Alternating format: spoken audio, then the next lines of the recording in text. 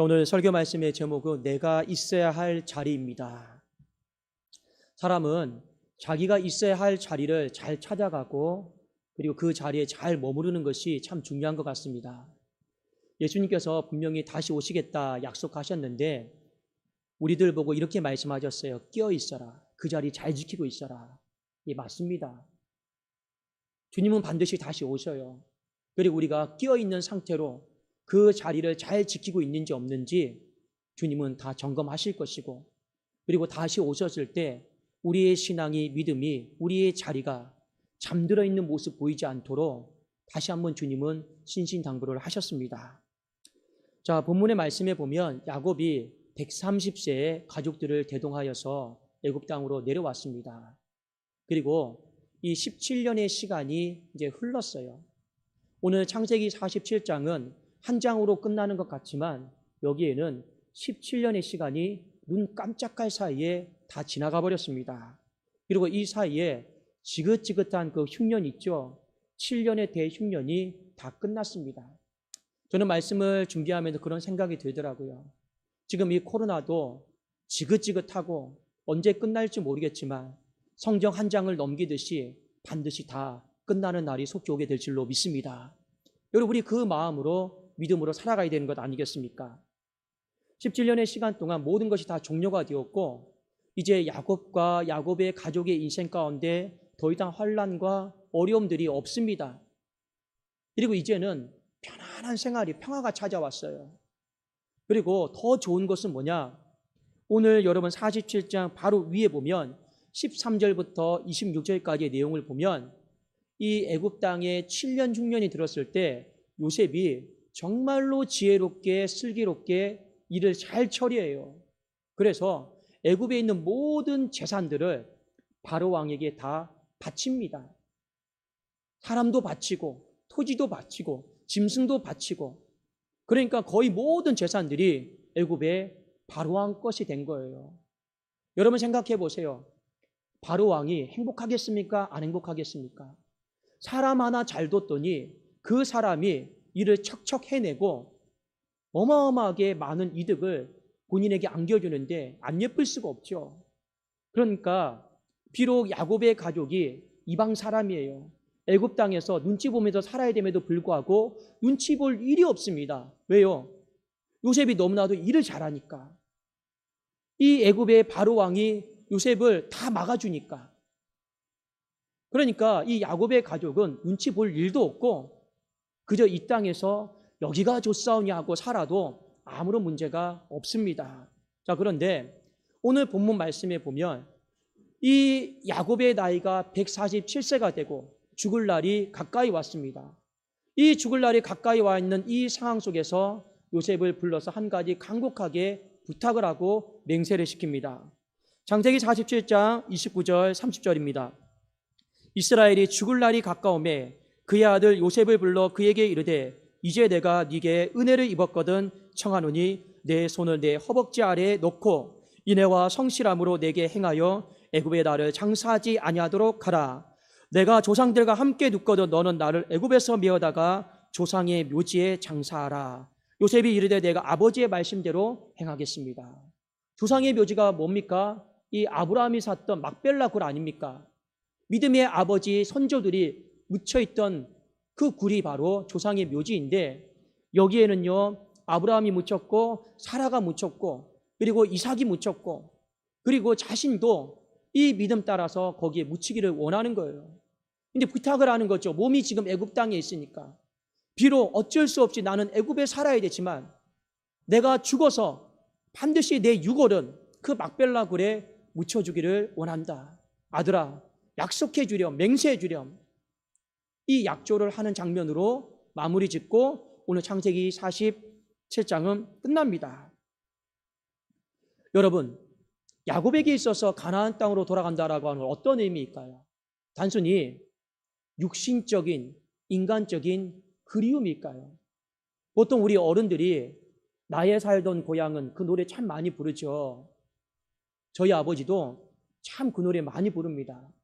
그때마다 제가 아버지에게 이런 말씀 드려요. 아버지, 고향 가고 싶으세요? 근데 아버지께서 어릴 때가 자꾸 생각나네. 우리 많은 어르신들이 내가 살아왔던 고향, 동네, 친구들 많이 생각이 나요. 돌아가고 싶어요. 물론 야곱도 이 가나안 땅으로 그런 마음으로 돌아가고 싶은 마음 없었겠습니까? 그러나 더 중요한 건 이 야곱이 가나안 땅으로 돌아가기를 원했던 것은 그곳이 내가 마땅히 있어야 될 믿음의 자리다라고 하는 분명히 확신이 있었기 때문에 그렇습니다. 그 믿음의 자리로 돌아가고 싶은 거예요. 아브라함의 믿음의 자리, 이삭의 믿음의 자리, 그 하나님이 우리에게 말씀하신 그 약속과 믿음의 자리로 돌아가고 싶었던 거예요. 그래도 오늘 확실하게 요셉에게 약조하고 맹세를 시킵니다. 그런데 요셉 역시 창세기 50장에 보면 이 후손들에게 부탁합니다. 하나님이 반드시 이 땅 가운데 찾아오셔서 이보 전진하게 하시는 날이 올 거다. 그때 내 유고를 가져다가 가나안 땅으로 옮겨다오. 신신당부를 하는 장면이 나옵니다. 창세기 50장 25절을 제가 한번 읽겠습니다. 요셉이 또 이스라엘 자손에게 맹세시켜 이르기를 하나님이 반드시 당신들을 돌보시리니 당신들은 여기서 내 해골을 메고 올라가겠다 하라 하였더라. 그리고 많은 시간이 흐른 후에 모세가 출애굽기 13장 19절에 이 일을 수행을 합니다. 모세가 요셉의 유고를 가졌으니 이는 요셉이 이스라엘 자손으로 단단히 맹세하게 하여 이르기를 하나님이 반드시 너희를 찾아오시리니 너희는 내 유고를 여기서 가지고 나가라 하였음이라. 야곱도 가나안 땅으로 가기를 원했고 요셉도 가나안 땅으로 가기를 원했습니다. 그곳이 믿음의 자리였거든요. 여러분, 오늘 설교 말씀의 제목이 내가 마땅히 있어야 할 자리입니다. 본문을 통해서 우리가 두 가지 관점 속에서 내가 마땅히 있어야 할 자리가 어딘지를 우리가 한번 좀 살펴보기를 원합니다. 첫 번째는 세상적인 측면에서 내가 마땅히 있어야 될 자리가 어디일까요? 먼저 창세기 47장 4절에 보면 그들이 또 바로에게 고하되 가나안 땅에 기근이 심하여 종들의 양떼를 칠 곳이 없으므로 종들이 이곳에 거류하고자 왔사오니 청하건대 종들로 고센 땅에 살게 하소서. 자, 야곱이 가족들 70명을 이끌고 애굽 땅으로 내려왔습니다. 그리고 바로에게 이런 말을 하죠. 우리는 이 땅에 거류하기 위해서 왔습니다. 살기 위해서 왔습니다. 자, 그런데 이 단어를 히브리 단어로 보면 거류하다가 구르입니다. 이 구르는 잠시 방문하다, 잠시 머무르다 그런 뜻입니다. 그러니까 야곱이 바로 왕에게 분명한 목적을 말하는 거죠. 왕이여, 염려하지 마세요. 우리는 여기가 좋사오니 하고 눌러 살기 위해서 온 거 아닙니다. 잠시 방문하기 위해서 온 겁니다. 우리 피해 끼치지 않을 겁니다. 그리고 우리는 다시 돌아갈 겁니다. 야곱이 그가 가졌던 세상관이에요. 그가 가졌던 세상관은요, 영원히 머무르는 땅이 아니었습니다. 잠시 머무르는 땅이었고 잠시 방문하는 땅이었습니다. 우리가 살고 있는 이 땅도 마찬가지예요. 여러분, 천년 만년 영원히 머무르는 땅일까요? 그런 땅이 아니고 이 땅은 잠시 머무르는 땅이에요. 잠시 우리가 방문하고 다시 돌아가야 될 곳이 있는 그런 여러분 경유지다라고 하는 것이죠.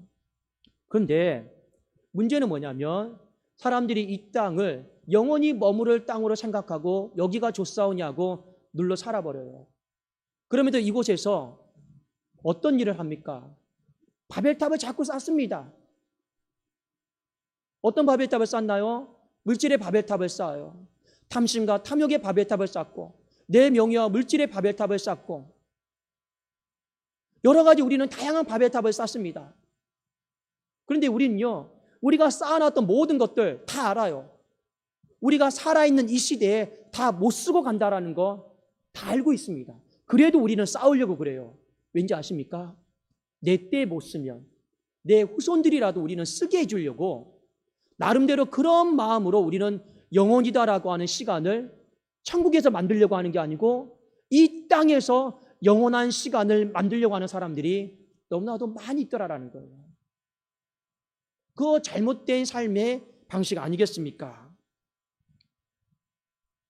여러분, 잠시 머물고 가는 땅이라고 해서, 그러면 목사님 빈손으로 왔다가 빈손으로 가겠네요. 예, 맞습니다. 그러면 대충대충 살다가 하나님 부르시면 가면 되겠네요. 하나님께도 우리에게 또 그렇게 말씀하셨을까요? 전혀 그렇지 않습니다. 야곱이 바로 앞에 섰을 때 바로가 야곱에게 나이를 묻습니다. 당신의 나이가 몇 세요? 그랬더니 야곱이 이렇게 대답을 합니다. 창세기 47장 9절입니다. 야곱이 바로에게 아뢰되 내 나그네 길의 세월이 130년입니다. 내 나이가 얼마 못되니 우리 조상의 나그네 길에 연주에 미치지 못하나 험악한 세월을 보내었나이다 하고, 당신의 나이가 몇 세입니까? 130세입니다. 자, 나이 물어봤는데 이 야곱은 나이에 대한 설명을 해요. 뭐라고 두 가지로 설명합니까? 하나는 나그네, 또 하나는 험악한 세월. 이것이 야곱이 바라봤던 세상관이에요. 나그네는 뭡니까? 나는 이 땅에 미련 없습니다. 나는 이 땅에 욕심 없습니다. 나는 애굽 땅에 영원히 머무르기 위해서 살러 온 거 아니니까 염려하지 마세요. 나는 애굽에 있는 거 손 하나도 안 대고 나는 빈손으로 나갈 겁니다. 애굽의 바로왕이여, 염려하지 마세요. 내 인생은 나그네입니다. 자, 그리고 또 어떤 고백을 했습니까? 험악한 세월을 살았다고 고백했죠. 이 험악한 세월이다라고 하는 건 무엇입니까? 내가 하나님 주신 믿음을 가지고 이 믿음의 치열한 삶을요 살아왔다라는 게 지금까지요. 맞습니다. 나중에 우리가 천국 문에 입성하게 되면 하나님이 우리에게 나이를 물어보실 거예요. 네 나이가 몇 살이냐? 우리가 이 땅에서 몇 세까지 살다 왔느냐? 하나님 그거 궁금하지 않아요. 네 나이가 몇 살이냐 했을 때는요, 야곱이 대답했던 그 답을 하나님은 얻기를 원하십니다. 하나님, 제가 주님 주신 연수 가운데 나그네의 마음으로 살았고 주님 주신 연수 가운데 믿음을 가지고 험악한 세월을 살아왔습니다. 하나님이 우리에게 진짜 묻기를 원하는, 듣기를 원하는 나이는요, 나그네라고 하는 나이요, 험악한 세월을 살았다라고 하는 그 나이를 듣기를 원하는 거지 70세인지 80세인지 90세인지 100세인지 그거는 중요하지 않습니다. 여러분, 우리 나중에 하나님 앞에 다 서야 돼요. 그것이 바로 천국이고 우리가 마땅히 있어야 될 자리 아니겠습니까? 그런데 하나님이요 물어보신단 말이에요. 이 나이는 몇 살이냐? 그럼 우리는요 대답해야죠. 저의 나이는 나그네입니다. 이 땅에 미련 없었습니다. 천국 소망하면서 살았습니다. 그렇지만 하나님이 내게 생명 주신 거 너무 감사해서 믿음 가지고 내 시간을 나를 위해 쓰지 않고 하나님을 위해 썼습니다. 믿음 가지고 내 물질, 나를 위해서 내 배를 불린 데 쓰지 않고 하나님의 몸된 교회를 위해서, 하나님 나라를 위해서 내가 선한 사바하면서 드려졌습니다. 내 재능, 내 명예와 성공을 위해서 내가 쓰지 않고 그래도 주일학교 교회 봉사하면서, 성가대 봉사하면서, 주차 봉사하면서 하나님 앞에 그 재능 하나님 앞에 드리면서 나는 험악한 세월을 살아왔습니다. 누가 알아주든 안 알아주든 하나님 다 아시지 않습니까? 하나님이 우리에게 살기를 원하는 모습인데 이 질문에 대한 대답을 어디에서 듣기를 원한다고요? 아직 우리가 천국에 갔을 때 하나님 물어보신다는 거예요. 여러분, 내가 마땅히 있어야 될 자리는요 이것이 아니에요. 저 천국입니다. 내가 마땅히 있어야 될 자리가 천국이다라고 하는 건 내가 이 세상을 잠시 머무른다라고 하는 분명한 자각이 없으면요 천국에 대한 소망이 어렵습니다. 제가 젊은 청년들에게 물어봐요. 천국이 있는 걸 믿냐? 천국에 가고 싶냐? 그러면 천국이 있는 건 믿는데 천국에 딱히 가고 싶다라고 하는 마음은 안 든대요. 참 안타까운 현실입니다. 천국이 있음을 믿는다라면 우리는 너무 가고 싶어야 되잖아요. 그런데 있는 건 알겠는데 딱히 그렇게 내가 가야 되겠습니까? 이런 간절한 마음은 안 된대요. 여러분, 왜 이런 일들이 벌어졌을까요? 우리가 너무나도 이 땅에서 열심히 물질의 밥에다 삶느라고, 자녀의 밥에다 삶느라고, 명예의 성공의 밥에다 삶느라고 그거 마저 다 쌓아야 되니까 천국 쳐다볼 시간이 어디 있습니까? 그런데 하나님은 우리에게 분명히 말씀하셨어요. 네가 있어야 될 자리는 세상이 아니다. 네가 정말 있어야 될 자리는 바로 저 천국이다라는 거. 그럼 우리가 이 세상을 어떻게 살아야 되겠습니까? 나그네의 마음으로, 험악한 세월을 살아가겠다라는 마음으로 그렇게 살아야 되는 거.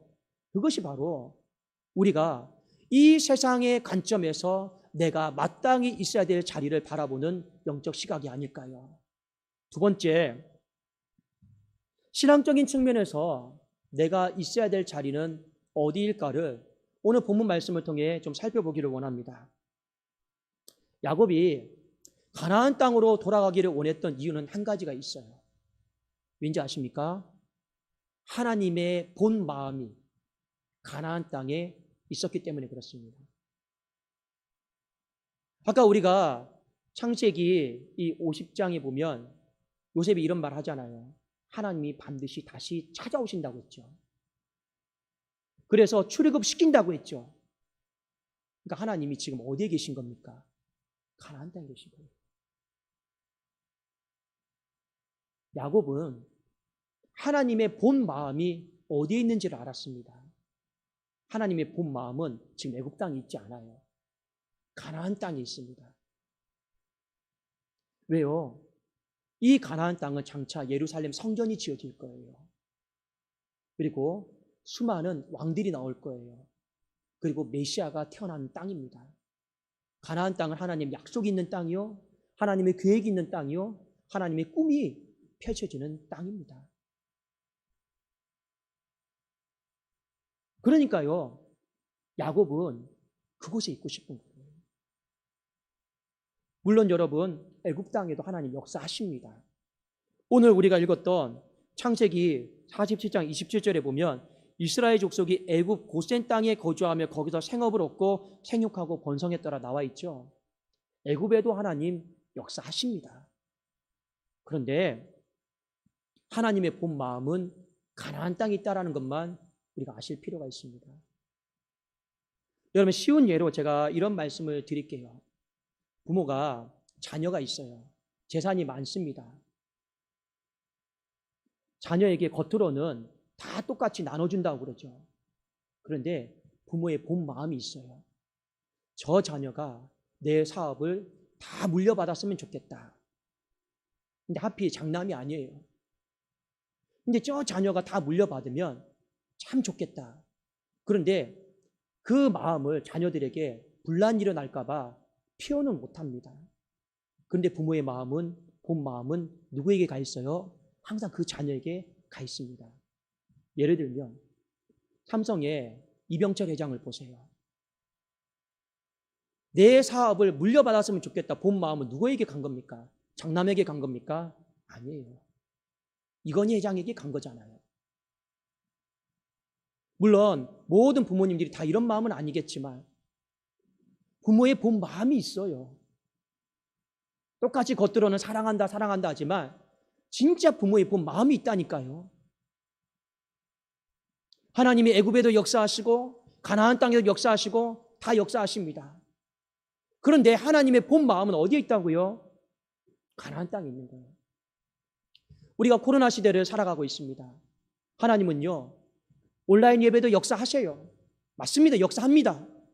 현장 예배도 역사합니다. 여러분이 직장에서 성경책 읽고 예배 드려도 역사합니다. 기도의 골방에도 역사하시고 교회의 골방에도 역사하시고. 왜요? 하나님은 아니 계신 것이 없고 무소부재하시기 때문에 다 역사하십니다.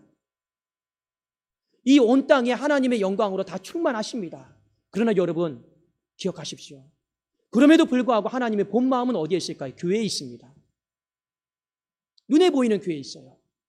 그것이 하나님의 본심이고 하나님의 본 마음입니다.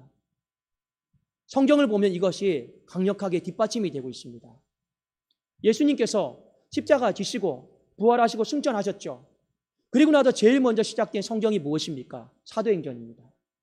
이 사도행전 예루살렘 교회를 통해서 하나님은 유대와 사마리아와 땅끝까지 이르러 하나님의 나라와 하나님의 꿈이 펼쳐지기를 원했어요. 교회를 통해서. 눈에 보이는 교회입니다. 그리고 이 사도행전에 보면 수많은 눈에 보이는 교회들이 세워졌어요. 고린도 교회가 세워졌고, 갈라디아 교회가 세워졌고, 빌립보 교회가 세워졌고, 이 땅에 교회들이 막 세워졌어요. 성경에 여러분, 제일 마지막 책이 무엇입니까? 요한계시록입니다. 주님 오시기 직전에 가장 이 땅의 상황을 가장 정확하게 설명해 주신 책이 바로 요한계시록이잖아요.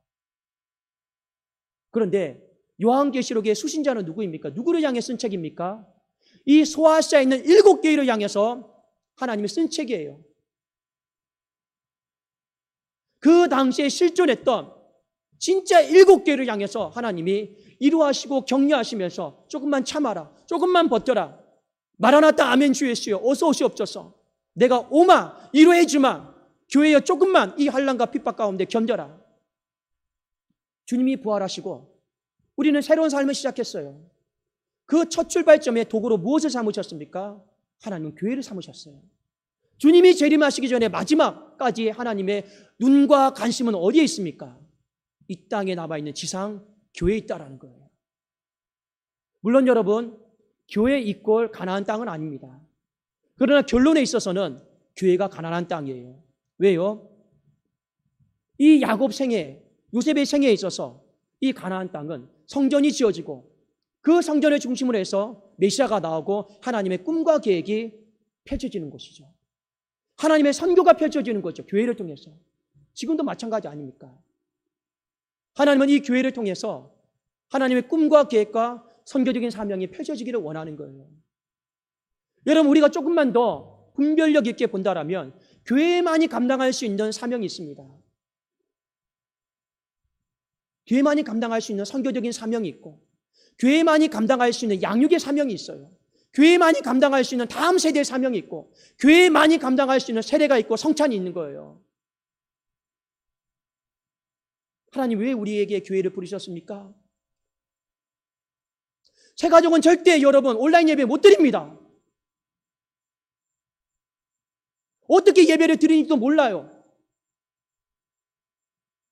그건 교회가 감당해야 되는 거예요.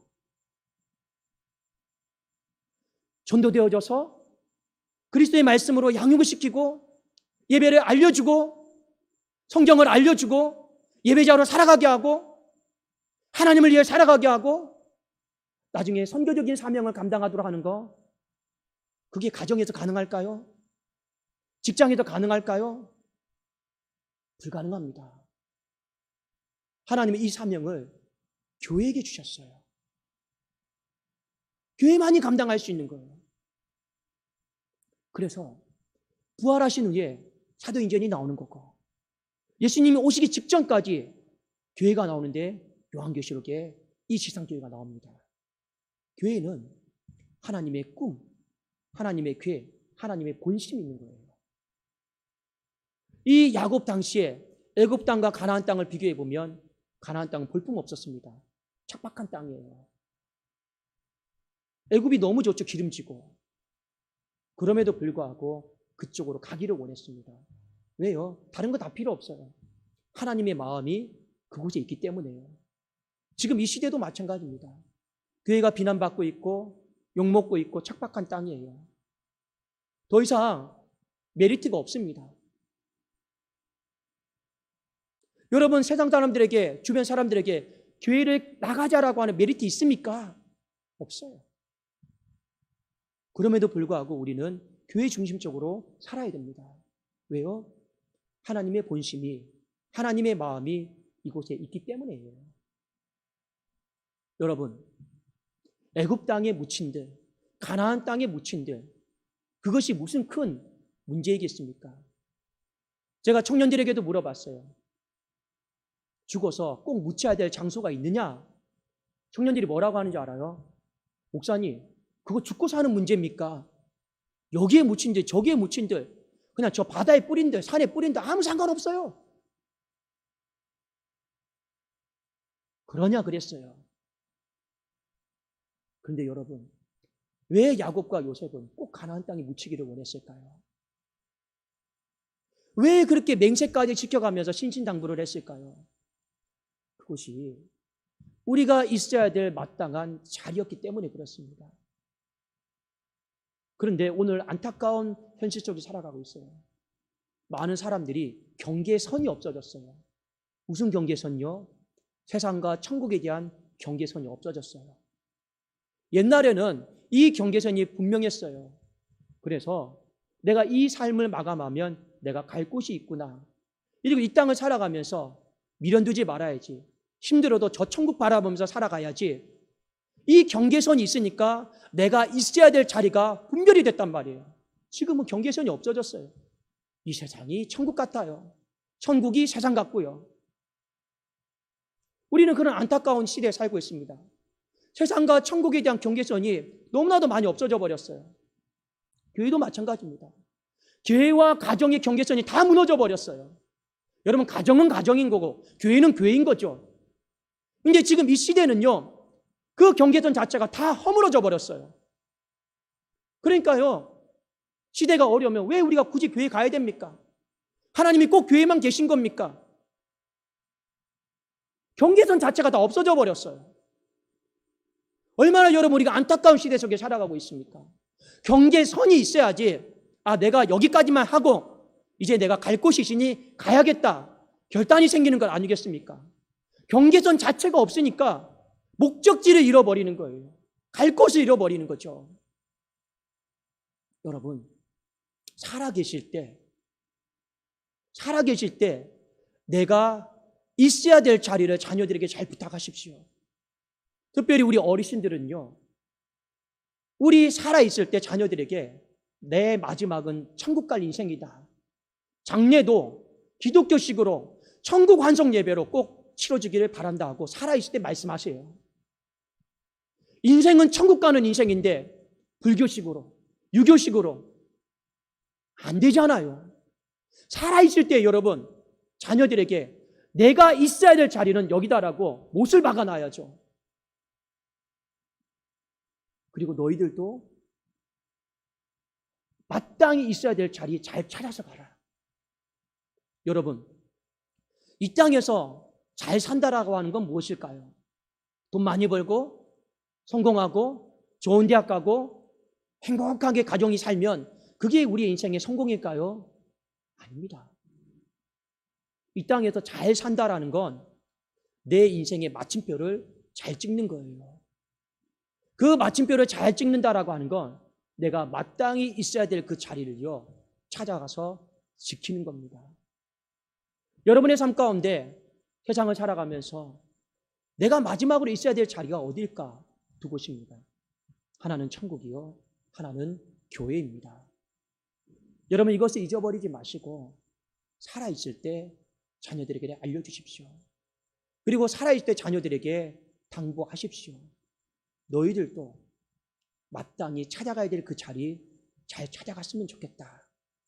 그러니까 요셉이요, 그 후손들에게 또 부탁하는 것 아니겠습니까? 시대가 점점 경계선이 허물어질 것입니다. 그러면서 우리는 여기가 좋사오니 하고 지금 앉아있는 곳에 눌러앉을 거예요. 여러분, 아닙니다. 나그네의 인생길이다라는 거, 눌러앉지 말라라는 겁니다. 험악한 세월이다라는 거, 믿음 가지고 치열하게 싸우라라는 겁니다.